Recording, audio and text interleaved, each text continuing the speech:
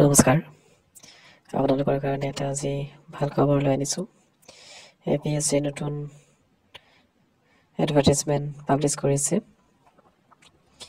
post নেমটো হৈছে inspector of school district elementary education officers deputy director under Assam education service 7টা post আছে open কেটেগৰীৰ কাৰণে 2টা OBC কাৰণে 2টা ST প্লেনৰ কাৰণে 2টা আৰু STHৰ কাৰণে 1টা সো পে স্কেল হৈছে 30,000 to 1,10,000 গ্ৰেড পে হৈছে 14,500 এডুকেশ্যন কোৱালিফিকেশ্যন হৈছে সেকেন্ড ক্লাছ মাষ্টাৰ্ছ ডিগ্ৰী থাকিব লাগিব লগতে BEd থাকিব লাগিব আৰু লগতে teaching experience in schools and college for 10 years